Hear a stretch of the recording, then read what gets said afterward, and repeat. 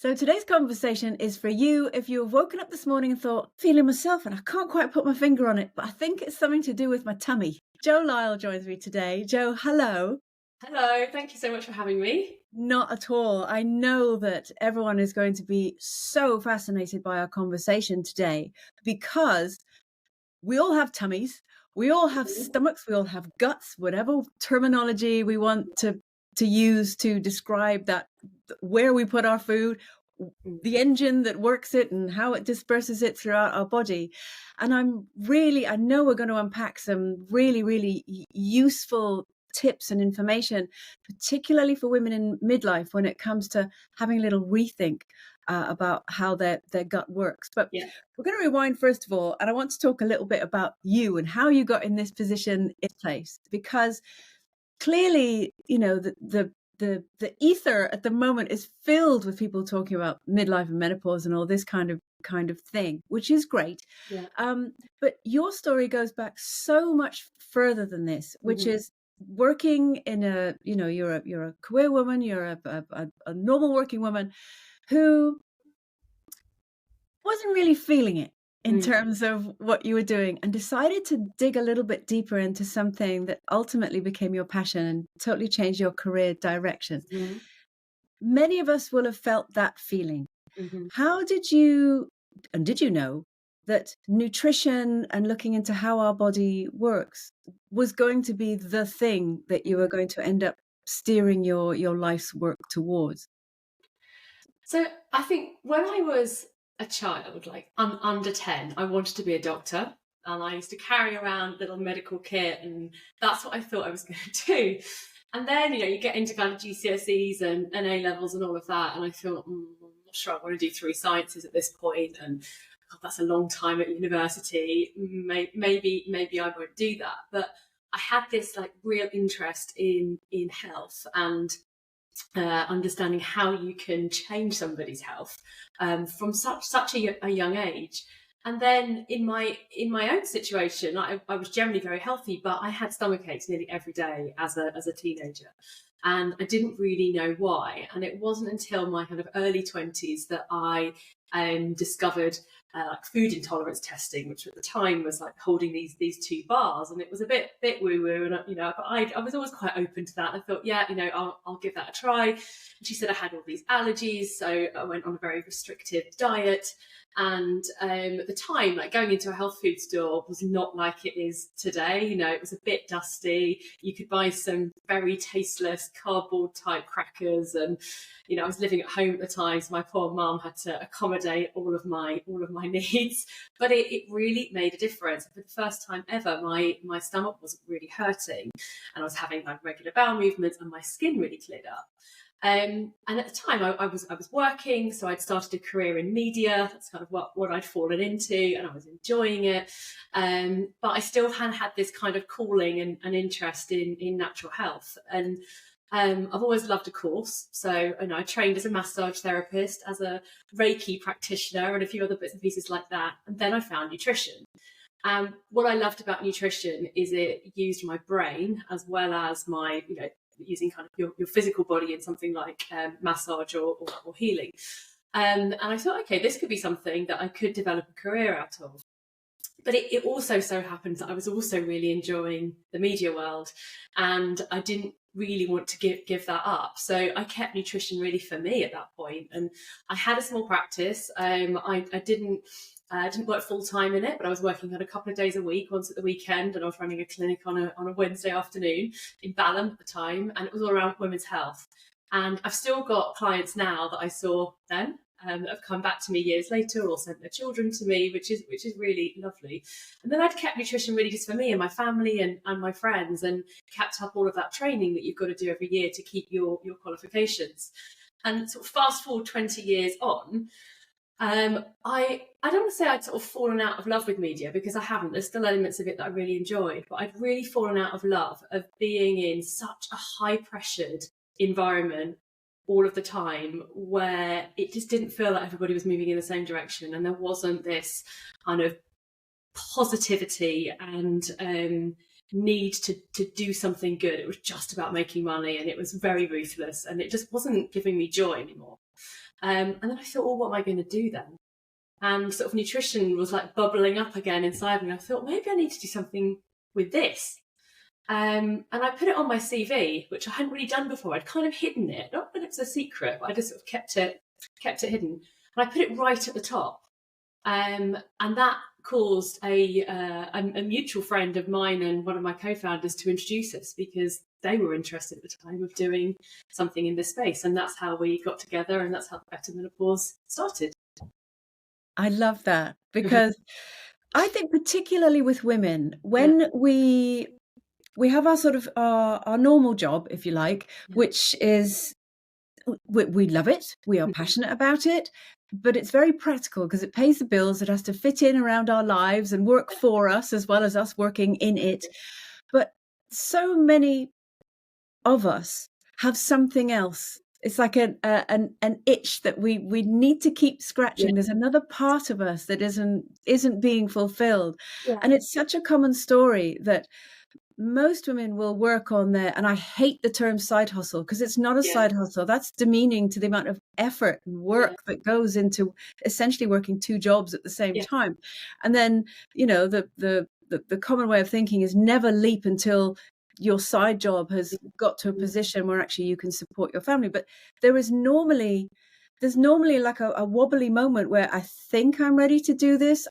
I think finances will cover. And how did you make that decision to step away from, I know this from myself, from a world that everyone thinks is terribly exciting, and it is very exciting, but to work in something that you felt very passionate about? That's a really good question. I think I spent 20 years working in one company, right? So that was kind of the first part of my career, and that was very safe and solid. And I grew up there, really. I went from a kind of 19-year-old to a 40-year-old in that one company. And during the last few years that I was in that business, I knew that in me, I needed to do something else. I thought, I can't work in one company for my whole life and retire here. That just can't happen. And I think it was turning 40 that made me think, I think I need to do something now. And so I'd been working with startups at the end of that business, and it really interested me. And I thought, you know what, I think I need to be on the other side of this. I need to be in the startup, not in the kind of the safe zone. So I left that business to go and work in a social content startup, and I was the first employee in the UK and helped build up that business. And that was just before COVID. So we then went through a pretty horrendous COVID period of trying to scale something. At that time, it was very difficult. It involved us filming and making content every day, and we were doing it like this instead. And it was a huge kind of transition. And then I went from there to another business that was investment backed, and it was further on than that first business, but it was still very much in that kind of growth and scale up stage. So effectively, it was another risk. There was a kind of big opportunity, but also a big kind of risk, both financially and kind of in how the business would unfold. And then I guess I'd already developed that attitude for, well, why not give it a go? You're not going to. I think you're not going to grow if you don't push yourself, and you're not going to get the bigger gain if you don't kind of make that leap. And coming out of that last business, I had a bit of a cushion and an opportunity to go, okay, it's now. It's now that I do something really different and use everything that I've learned over the last kind of 5 years around scaling up and growth, and putting that into something that I've got much more of a personal stake in. So I guess it was just sort of the next step along on my risk journey. And which has led us so nicely to exactly where you are now, which is combining obviously your entrepreneurial know-how, your nutritional know-how, but also your media savvy as well, which is a gut supplement to help women in menopause. Yes. Again, talk us through exactly what this is and why it's so different to, there are so many gut supplements that you see. There are different trials that you can have in terms of trying to figure out, what's your microbiome? What the hell is that all about? And how do I figure out whether mine is good or bad or not? How did you end up deciding, right, this is what I want to really niche into? I think there's a couple of reasons. So, first of all, as a nutritional therapist, when you see somebody in a clinical setting, whatever symptoms they've got going on, the first thing you'll always look at is the gut health. Because if your gut isn't functioning properly, everything else isn't going to function. So you can't fix the surface symptoms if you don't fix what's going on inside. So gut health has always been really fundamental. And then with all of the research that had really started to come out over the last 5 years or so around the change that goes on in your gut microbiome when you go through menopause, that was creating a really interesting space and an opportunity that nobody was really filling. And then my co-founders, one of them in particular, had been unwell and hospitalised and on intravenous antibiotics, and came out of that with a really depleted gut microbiome and perimenopause symptoms, and was looking for, well, what is it I take? Where's the product for me? And it wasn't on the shelf. So all of that together really gave the opportunity to create something and to create a product that was going to address the need that we knew that millions of women would have because of this change that comes from having less estrogen, essentially. So how do you persuade women to understand whether the microbiome is working for them or not, or is working efficiently or not? Because by the time you get to middle years, yes, and obviously that can be anywhere from sort of late 30s onwards, you've got used to what your bowel movements are. You've got used to how you react to certain foods, and I just get a bit bloated. It's just how I am. Do you know what I mean? So that for you is your normal. Yes. So how do you get that across to women that actually that may be your normal, but it's not normal, and actually it doesn't. You don't have to worry about it. There's nothing terrible happening. But actually, I can massively improve your quality of life just by paying attention to what your version of normal and a great normal should be. Yeah. It's a really good question, because it becomes quite complicated to explain it to people, because they're all going to be experiencing slightly different symptoms and may either have a history of gut problems or have no history of gut problems at all. They're all at different stages of their menopause journey as well, and some are taking HRT, some aren't. So it can be, I think, quite confusing. I think one of the great kind of underlying trends is that everyone is much more aware of my gut matters, and that my gut is connected to everything in my body, and my gut's affecting my immunity, and my gut's affecting my brain. So it's not a huge step to go, oh, okay, so my gut is also related to my hormones and what's happening there. And I tend to approach it by doing a bit of kind of education and explaining around, well, did you know that when your estrogen declines, your gut microbiome responds? So our hormones are chemical messengers, and they're sending these messages all over our body all the time. And we have estrogen receptors on every single cell in the body. So estrogen is not just about our fertility. It is about actually protecting our major organs. So it protects our heart, protects our brain, it protects our bones. It's really, really valued by our body. And when it decreases, we start to get all of these symptoms, and we become much more at risk of disease as well. So there's enough scientific evidence there now as well to show that when you look at a woman's microbiome pre-menopause and post-menopause, it starts to look a little bit more like a male microbiome, which I think is really interesting, right? So there's this estrogen's playing this role in creating this diversity of bacteria that maybe doesn't exist at all in men because they don't have those estrogen signals. And that collection of bacteria is known as the estrobolome. And they are the bacteria that are constantly in communication with your estrogen. And when your estrogen is first of all doing that in perimenopause, and then on that kind of steep decline, the microbiome is constantly reacting to that and changing. And that is what gives rise to so many of the symptoms. So 8 in 10 women will say that they get bloating, and they weren't bloated kind of pre-perimenopause phase.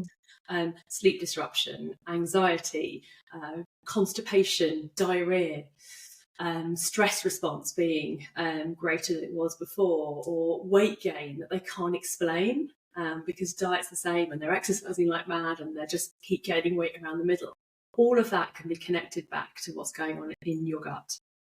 And the other really important factor for me is that your gut is also involved in what goes out, right? So it's about the removal of toxins, and the removal of used hormones. And if you're not going to the toilet on a regular basis, so daily, and you're not having that kind of good solid bowel movement, you're not going to be removing your estrogens from your body properly, which can mean you're then actually in an estrogen excess situation, which is sort of the opposite of what you're thinking about in menopause. But it's not the type of estrogen you want recirculating. It's not going to be as valuable to you, and it's potentially going to cause weight gain, fatigue, and other symptoms that look a bit like menopause symptoms as well. It gets to a point where you're just like, oh, do you know what? I know. And I've always been quite self-aware, I suppose, of how my gut and microbiome and this kind of thing operates, because I've had a lifetime of like food intolerances and this kind of thing, and I've also had a fair amount of gynecological problems throughout my life, through my late teens, early 20s, culminating in a full hysterectomy in my mid 40s. Now, whilst you might think, oh, well, you have a hysterectomy, that's fine. You're For me, it was full, so everything was removed. I saw it as, okay, so my engine's been removed. I need to take HRT to replace there's an organ in my body missing that can't produce these things, same as if it was a thyroid or anything else. It's no biggie. But it never occurred to me that this could affect my gut. Yes. For me, they were two totally separate things. Yeah. And it's taken me, because nearly, I'm 54 now, so it's coming. It'll be 10 years soon from when I had my hysterectomy, to actually get my head around that. Yes, I take HRT. For me, I feel like I need to. I have an organ missing, so Yes. I need to. Yeah. But when I started looking into things like microbiome and how can I improve it, the information that I got back was so generic. It didn't feel that it was related to someone like me in midlife, in my 50s. Clearly, I'm taking estrogens, so I have levels, but I have no idea whether they're depleted or in excess or whatever they are. I think so. That's sort of by the by, and I only reference that because I know many women will think, God, I never put the two together. To me, you take HRT or whatever supplements. If you can't take HRT because it's for the bits that people talk about, which is brain fog or night sweats or what have you. One of the things I was really fascinated by when I was doing my research for today's conversation is that some of the symptoms that can show that perhaps you are either in estrogen depletion, and again, looking after your microbiome, gut microbiome can help, is hip pain. And we hear about joint pain because obviously we understand that estrogen plays a part in our collagen. It's in every single part of our body. But something as innocuous as hip pain, and I use the word innocuous because we all kind of go, when we get up, it's just become part of getting older. Yeah. But the fact that actually that in itself can be a little red flag, that it's not just about you need to watch what kind of exercise, diet, or whatever. That can be a flag that your estrogen levels are all over. So I've talked kind of around the houses there, but the reason being, which is that so often we're bombarded with a lot of information. If you are perimenopausal, in menopause, postmenopausal, if you are had a surgically induced menopause, where do you begin to know that my back is hurting, my hip is hurting? Actually, the cure for it is in your gut. It's not. It's not to do with HRT or anything else. Well, it's probably a combination, right, for a lot of people, that you want those two things working together. And a really major factor is inflammation. And if I was to do a gut test with you today, I suspect we would see levels of inflammation if you've got pain in the body, and that does start in the gut. So in our product, we have a specific strain of bacteria that really helps reduce inflammation. And I think that is why so many women that are taking the product will say, my joint pain has gone, my energy's gone up. Because when you haven't got that kind of inflamed state, your body's going to feel a lot more comfortable. And it could be your hips, it could be your shoulder, it could be your wrists. Mine, for me, like a very early sign of perimenopause was the joint pain I was getting. I was thinking, oh my God, have I got rheumatoid arthritis or something? Like, why have I suddenly got pain in both of my wrists and elbows? And it's really, really common. We've got an article on our journal page. It's one of the most read articles, actually, connecting joint pain to menopause. And I think so many women suffer with it, but aren't necessarily connecting it to what's going on with that kind of hormone experience. So to answer your question, yes, I think the gut can play a huge role in improving those symptoms, but also so can HRT, and doing those two things together can be the right combination for some people, and for others it might be, it might be just looking after your gut health. So if someone is listening to this and thinking, oh my gosh, light bulb moment, I'd never connected the two. What would you recommend to them? Would it be, right, keep a food diary and an energy diary and a joint pain diary and all of these things, and see, just get an idea of peaks and troughs, whether it's cyclical, whether it's continuous, whether it's high level, low level? Is this something that you would recommend, maybe, rather than, first of all, rushing straight to see a nutritionist or a medical specialist? So at least you're armed with some kind of data. So I think symptom tracking is really useful, because it's really helpful to know, is this a symptom you've got all the time, or does it seem to come and go?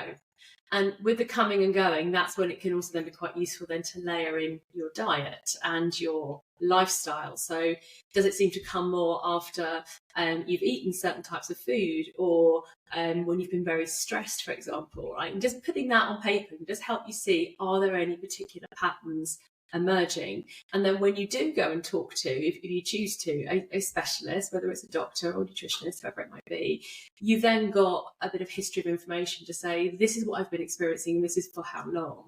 And I think sometimes as well, we forget the things that we've experienced or felt, and then when it comes to somebody asking us, we forget to tell them, and then we go away and think, oh God, I forgot to mention I've had joint pain for 2 years and I haven't told them.